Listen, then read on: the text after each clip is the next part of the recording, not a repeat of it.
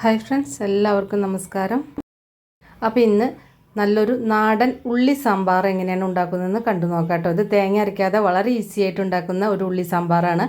ഇത് ദോശയ്ക്കും ഇഡ്ഡലിക്കും ചോറിനൊപ്പമൊക്കെ കഴിക്കാൻ നല്ല സൂപ്പർ ടേസ്റ്റാണ്. അതുപോലെ തന്നെ ഗോതമ്പ് ദോശയുടെ കൂടെ ചപ്പാത്തിയുടെ കൂടെയൊക്കെ കഴിക്കാൻ പറ്റുന്ന നല്ലൊരു ഉള്ളി സാമ്പാറാണ് കേട്ടോ ഇത്. അപ്പോൾ അതിന് വേണ്ടിയിട്ട് ആദ്യം തുവരപ്പരിപ്പ് ഒന്ന് വേവിച്ചെടുക്കണം. അപ്പോൾ തുവരപ്പരിപ്പ് ഞാൻ കഴുകി എടുത്തിട്ടുണ്ട്. 1/2 കപ്പ് തുവരപ്പരിപ്പാണ് എടുത്തിരിക്കുന്നത്. ഇത് കുതിർത്തി വെച്ചിട്ടൊന്നുമില്ല, കഴുകി എടുത്തിട്ടേ ഉള്ളൂ കേട്ടോ. 1/2 കപ്പ് പറഞ്ഞാൽ ഏതാണ്ട് ഒരു 100 ഗ്രാമോളം വരും. ഇതിലേക്ക് കട്ടിക്കായാണ് ചേർക്കുന്നത്. ഇതൊരു 3 ഗ്രാമിൻ്റെ അടുത്ത് വെച്ചിട്ടുണ്ടായിരിക്കും കേട്ടോ. ഈ ഒരു വലുപ്പത്തിലുള്ള കായത്തിൻ്റെ കഷ്ണമുണ്ട്. ഇങ്ങനെയാകുമ്പോൾ സാമ്പാറിന് നല്ല ഫ്ലേവർ ഉണ്ടാവും. ഏത് സാമ്പാർ ഉണ്ടാക്കുമ്പോഴും ഇങ്ങനെ പരിപ്പിൻ്റെ കൂടെ ഇങ്ങനെ കട്ടിക്കായം ഇട്ടിട്ട് വേവിച്ച് കഴിഞ്ഞാൽ നല്ലൊരു മണം ഉണ്ടായിരിക്കും കേട്ടോ സാമ്പാറിന്. ഇപ്പോൾ നിങ്ങളുടെ കയ്യിൽ കട്ടിക്കായം ഇല്ലെങ്കിൽ കായത്തിൻ്റെ പൊടി ചേർക്കാം. പക്ഷേ അത് പരിപ്പിൻ്റെ കൂടെ ചേർത്തിട്ട് വേവിക്കേണ്ട ആവശ്യമില്ല. അപ്പോൾ പരിപ്പ് ആദ്യം വേവിച്ചിട്ട് പിന്നീട് കറിയിൽ ചേർത്താൽ മതി. അത് എപ്പോഴാണ് ചേർക്കേണ്ടതെന്ന് ഞാൻ പിന്നെ പറയാം കേട്ടോ. അത് കായത്തിൻ്റെ പൊടി ചേർക്കുന്നവർ പിന്നെ ചേർത്താൽ മതി. കട്ടിക്കായ ആണെങ്കിൽ പരിപ്പിൻ്റെ കൂടെ ചേർത്തിട്ട് വേവിക്കുക കേട്ടോ. ഇനി ഇതിലേക്ക് 2 കപ്പ് വെള്ളം ഒഴിക്കുക. അതായത് ഏതാണ്ട് ഒരു 1/2 ലിറ്റർ വെള്ളം ഒഴിച്ചിട്ടുണ്ട്. എന്നിട്ടിത് 2 വിസിൽ വരുന്നവരെ വേവിച്ചെടുക്കുക ഹൈ ഫ്ലെയിമിൽ കേട്ടോ. ഇനി പരിപ്പ് വെന്ത് വരുന്ന സമയം കൊണ്ട് ചെറിയ ഉള്ളി വഴറ്റിയെടുക്കാം. അപ്പോൾ അതിന് വേണ്ടിയിട്ട് കടായി അടുപ്പത്ത് വെച്ചിട്ട് അതിലേക്ക് 1 ടേബിൾ സ്പൂൺ വെളിച്ചെണ്ണയാണ് ഒഴിച്ചിരിക്കുന്നത്. അതിലേക്ക് ചെറിയ ഉള്ളി ഇടുക. ചെറിയ ഉള്ളി ഏതാണ്ട് 200 ഗ്രാമിൻ്റെ അടുത്ത് വെച്ചിട്ടാണ് എടുത്തിരിക്കുന്നത്. ഏതാണ്ട് ഒരു 1/2 കപ്പ് നിറച്ചു എടുക്കണ്ട കേട്ടോ. അതിൻ്റെ കൂടെ ഒരു ചെറിയ വെളുത്തുള്ളി കൂടി ഞാൻ ചേർത്തിട്ടുണ്ട്. അത് ഞാൻ വേറെ കാണിക്കാൻ വിട്ടുപോയതാണ്. ചെറിയൊരു അല്ലി വെളുത്തുള്ളിയാണ് ഇതിൻ്റെ കൂടെ ചേർക്കാവൂ കേട്ടോ. പിന്നെ ഒരു 2-3 പച്ചമുളക് എരിവ് നോക്കിയിട്ട് അതിനനുസരിച്ച്. പച്ചമുളക് ഒന്ന് ഉള്ളി വഴന്നതിൻ്റെ ശേഷം ചേർത്താൽ മതി. ഞാനിപ്പോൾ ആദ്യം ചേർത്തു, പക്ഷേ നിങ്ങൾ ആദ്യം ചേർക്കേണ്ട. ഉള്ളി ഒന്ന് വഴന്നിട്ട് അതിൻ്റെ കൂടെ പച്ചമുളകും കൂടി ചേർത്ത് വഴറ്റുക. ഒരു വെളുത്തുള്ളിയും കൂടിയും ചേർത്തിട്ടുണ്ട്.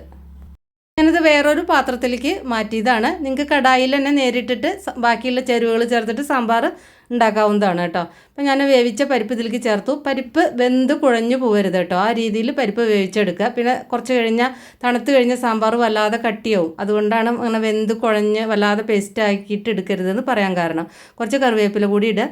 എന്നിട്ട് ഈ ചെറിയ ഉള്ളിയില്ലേ, അതൊരു പകുതി വേവാവണം. ഇതിൽ ആവശ്യത്തിലുള്ള ഉപ്പ് ചേർക്കുക. പിന്നെ 1/2 ടീസ്പൂൺ മഞ്ഞൾപ്പൊടി ചേർത്തിട്ടുണ്ട്. പിന്നെ ഒരു 1/2 ടീസ്പൂൺ മുളക് പൊടി ഇട്ടോ. മുളക് പൊടി ഓപ്ഷനിലാണ്. സാമ്പാർ പൊടി എരിവുണ്ടെങ്കിൽ പിന്നെ മുളക് പൊടിയുടെ ആവശ്യമില്ല. മഞ്ഞൾപ്പൊടി കൂടി ചേർത്തിട്ട് വേവിക്കുക. മഞ്ഞൾപ്പൊടി ചേർക്കുന്നത് കാണിക്കാൻ വിട്ടുപോയതാണ് കേട്ടോ. അപ്പോൾ ഉള്ളി ഒരു പകുതി വേവാകുമ്പോൾ അതിലേക്ക് പുളി ഒഴിക്കണം. ഈ ഒരു വലുപ്പത്തിലുള്ള പുളി നല്ല ചൂടുള്ള വെള്ളത്തിൽ കുതിർത്തിയിട്ട് ഒഴിക്കുക. തണുത്ത വെള്ളത്തിൽ ഇടരുത് കേട്ടോ. ചൂടുള്ള വെള്ളത്തിൽ ഒന്ന് നന്നായിട്ട് കുതിർത്തിയതിൻ്റെ ശേഷം ആ വെള്ളം ഇതിലേക്ക് ഒഴിച്ചാൽ മതി കേട്ടോ. നിങ്ങളുടെ ടേസ്റ്റിനനുസരിച്ച് പുളിയുടെ അളവ് കൂട്ടുകയോ കുറയ്ക്കുകയൊക്കെ ചെയ്യാം. പുളി നന്നായിട്ട് തിളച്ച് വരുമ്പോൾ ഇതിലേക്ക് തക്കാളി ചേർക്കണം. 2 ചെറിയ തക്കാളിയാണ് ചേർക്കുന്നത്. ചെറിയ 2 തക്കാളിയാണ് കേട്ടത്, വലുതല്ല. പുളിക്കനുസരിച്ച് ചേർക്കുക. തക്കാളിയും കൂടിയും ചേർത്തിട്ട് നന്നായിട്ട് വേവിക്കുക. ആ പുളിയും തക്കാളിയും നന്നായിട്ട് വേവണം കേട്ടോ. അപ്പോൾ പുളിയും തക്കാളിയൊക്കെ നന്നായിട്ട് വെന്തിട്ടുണ്ട്. ആ പുളി നന്നായിട്ട് വെന്തിട്ടില്ലെങ്കിൽ സാമ്പാറിന് ടേസ്റ്റ് ഉണ്ടാവില്ല. അപ്പോൾ ഒരു 5-6 മിനിറ്റ് നന്നായിട്ട് പുളി ഇട്ട് തിളപ്പിക്കണം കേട്ടോ. കുറച്ച് കറിവേപ്പില കൂടി ഇട്ടിട്ടുണ്ട്.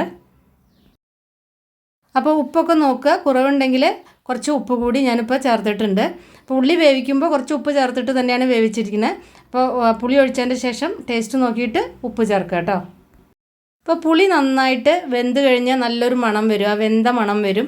അപ്പോൾ അതിനുശേഷം സാമ്പാർ പൊടിയാണ് ചേർക്കുന്നത്. സാമ്പാർ പൊടി ഒരു 2.5 ടേബിൾ സ്പൂണാണ് ഞാനിപ്പോൾ എടുത്തിരിക്കുന്നത്. ഞാനിപ്പോൾ പുറത്തുനിന്ന് വാങ്ങിച്ച സാമ്പാർ പൊടി ആവുക കാരണം കുറച്ച് അധികം എടുത്തിട്ടുണ്ട്. 2.5 ടേബിൾ സ്പൂണ് വേണ്ടി വരും. അപ്പോൾ നിങ്ങൾ വീട്ടിൽ പൊടിച്ച സാമ്പാർ പൊടിയാണെങ്കിൽ ഇത്രയൊന്നും വേണ്ടി വരില്ല. 1.5 മുതൽ 2 ടേബിൾ സ്പൂണിൻ്റെ ഉള്ളിലൊക്കെ മതിയാവും കേട്ടോ. അപ്പോൾ നിങ്ങൾ ഉപയോഗിക്കുന്ന സാമ്പാർ പൊടി ഏതാണെന്ന് എനിക്കറിയില്ലല്ലോ. അപ്പോൾ അതിൻ്റെ ഫ്ലേവറിനനുസരിച്ച് നിങ്ങൾ സാമ്പാർ പൊടി ചേർക്കുക. ഞാനെടുത്തത് ഇത്രയും ചേർത്താൽ മാത്രമേ കറക്റ്റ് ഫ്ലേവർ കിട്ടുള്ളൂ. ഇത് കുറച്ച് ചൂടുള്ള വെള്ളം ഒഴിച്ചിട്ട് കലക്കുക കേട്ടോ. പിന്നെ നമ്മൾ പുറത്തുനിന്ന് വാങ്ങുന്ന സാമ്പാർ പൊടിയൊക്കെ ആണെങ്കിൽ അത് പരിപ്പ് ചേർത്തിട്ടായിരിക്കും അത് പൊടിച്ചിട്ടുണ്ടാവുക. അങ്ങനെയാവുമ്പോൾ സാമ്പാർ ഉണ്ടാക്കുമ്പോൾ തന്നെ നല്ല അത്യാവശ്യം കുറച്ച് ചൂടുള്ള വെള്ളം കുറച്ച് അധികം ഒഴിക്കേണ്ടി വരും. അല്ലെങ്കിൽ നമ്മൾ സാമ്പാർ ഉണ്ടാക്കി വെച്ചിട്ട് കുറച്ച് കഴിഞ്ഞ് കഴിഞ്ഞാൽ തണുത്ത് കഴിഞ്ഞാൽ സാമ്പാർ ഇങ്ങനെ വല്ലാതെ കട്ടയായിട്ട് തോന്നും. അപ്പോൾ ആദ്യമേ കുറച്ചധികം ചൂടുള്ള വെള്ളം ഒഴിച്ചിട്ട് നമ്മൾ സാമ്പാർ ഉണ്ടാക്കുകയാണ് എപ്പോഴും നല്ലത് കേട്ടോ. എന്നിട്ട് ഞാൻ കുറച്ച് കറിവേപ്പില കൂടി ചേർത്തിട്ടുണ്ട്. സാമ്പാർ പൊടി ചേർത്തിട്ട് നന്നായിട്ടൊന്ന് തിളയ്ക്കണം. ഞാൻ 2.5 ടേബിൾ സ്പൂൺ സാമ്പാർ പൊടി എടുത്തതെന്ന് പറഞ്ഞാൽ വടിച്ചിട്ടാട്ടോ. ടേബിൾ സ്പൂണിന് ഇങ്ങനെ വടിച്ചിട്ടാണ് ഞാൻ എടുത്തത്. അത് ശ്രദ്ധിക്കുക. ഇതിലേക്ക് ഞാൻ കുറച്ച് മല്ലിയില, ഒരു തണ്ട് മല്ലിയില, അധികം ചേർക്കരുത്, ഒരു തണ്ട് മല്ലിയില കൂടി ചേർത്തിട്ടുണ്ട്. പിന്നെ അതേപോലെ തന്നെ നിങ്ങൾ പരിപ്പിൻ്റെ കൂടെ കട്ടിക്കായം ചേർത്തിട്ട് വേവിച്ചിട്ടില്ല എങ്കിൽ ഈ സമയത്ത് കുറച്ച് കായത്തിൻ്റെ പൊടി ഇതിലേക്ക് ചേർക്കുക കേട്ടോ. ഒരു 1/4 ടീസ്പൂണിനൊക്കെ കുറച്ച് കൂടുതലായിട്ട്, 1/2 ടീസ്പൂൺ ചേർക്കരുത്, അതിനൊക്കെ കുറച്ച് കുറവായിട്ട് ചേർക്കുക. ഒരു 1/4 ടീസ്പൂൺ നിറച്ച് ചേർത്താൽ മതി. ഫ്ലേവർ കുറവുണ്ടെന്ന് തോന്നുകയാണെങ്കിൽ നിങ്ങൾക്ക് വീണ്ടും ചേർക്കാം. അപ്പോൾ ഒരു 1/4 ടീസ്പൂൺ നിറച്ചുമായിട്ട് പിന്നെ കായത്തിൻ്റെ പൊടി ഇതിലേക്ക് ചേർത്തിട്ട് തിളപ്പിച്ചിട്ട് തിള വന്നതിൻ്റെ ശേഷം ഫ്ലെയിം ഓഫ് ചെയ്യുക കേട്ടോ. ഇപ്പോൾ ഇത് ഞാൻ കട്ടിക്കായം ചേർക്കാത്തവർക്ക് വേണ്ടിയിട്ടാണ് ഇത് പറഞ്ഞത്. അവസാനം പുളിയും എരിവൊക്കെ ഒന്ന് ബാലൻസ് ചെയ്യാൻ വേണ്ടിയിട്ട് ചെറിയൊരു കഷ്ണം, ഒരു 1/4 ടീസ്പൂൺ ശർക്കര ചേർക്കാവുന്നതാണ്. അത് ഓപ്ഷനിലാണ് കേട്ടോ.